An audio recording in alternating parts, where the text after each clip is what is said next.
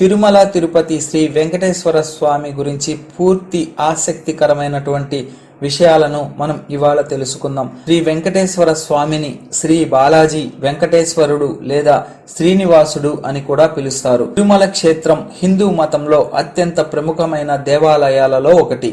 ఈ ఆలయం ఆంధ్రప్రదేశ్లోని తిరుమల కొండపై ఉంది. శ్రీ వెంకటేశ్వరుడు మహావిష్ణువు అవతారంగా పూజింపబడుతున్న దేవుడు. తిరుమల కొండలు శేషాచలం పర్వత శ్రేణులలోని 7 కొండలపై ఉన్నాయి. ఈ 7 కొండలు ఆదిశేషుని శరీరం అని భావిస్తారు. అలిపిరి నుంచే తిరుమల కొండకు వెళ్లే మెట్ల దారి ప్రారంభమవుతుంది. భక్తులు ఈ దారిని ఆచారంగా నడిచే మార్గంగా భావిస్తారు. శ్రీ వెంకటేశ్వరుడు కాళీయుగంలో భక్తుల రక్షణ కోసం ప్రాకటించాడని పురాణాలు చెబుతున్నాయి. వెంకటేశ్వరుడు ఈ యుగంలో భక్తులను కష్టాల నుంచి విముక్తి చేయడానికి వచ్చారని నమ్మకం.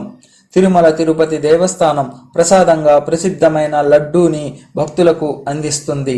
ఇది చాలా పవిత్రంగా భావించబడుతుంది.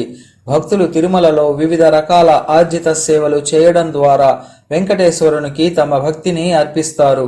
ఇందులో సుప్రభాతం, తోమాల సేవ, అర్చన, కళ్యాణం మొదలైనవి ఉన్నాయి. తిరుమలలో జరిగే ముఖ్యమైన ఉత్సవాలలో బ్రహ్మోత్సవం ప్రసిద్ధమైనది. ఈ ఉత్సవం ఏడాదికి ఒకసారి జరుగుతుంది మరియు వేలాది మంది భక్తులు ఈ ఉత్సవాన్ని సాక్ష్యంగా చూసేందుకు చేరుతారు. తిరుమలలో భక్తులు హుండీ ద్వారా తమ మొక్కులను తీరుస్తారు. ఈ హుండీ ప్రసిద్ధి చెందినది. దీనిలో దేశం నలుమూల నుండి విరాళాలు సమర్పిస్తారు. భక్తులు వివిధ క్యూ లైన్లు లేదా ప్రత్యేక దర్శనం టికెట్ల ద్వారా శ్రీ వెంకటేశ్వర స్వామిని దర్శించుకుంటారు.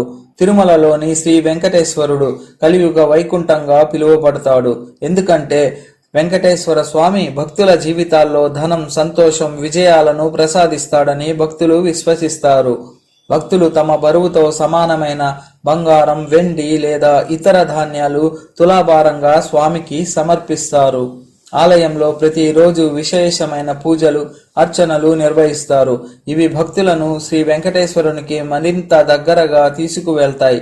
తిరుమలలో శ్రీ వెంకటేశ్వరుని దర్శనం చేయడం ఎంతో పవిత్రమైన అనుభూతిగా భావించబడుతుంది. ఓం నమో వెంకటేశాయ.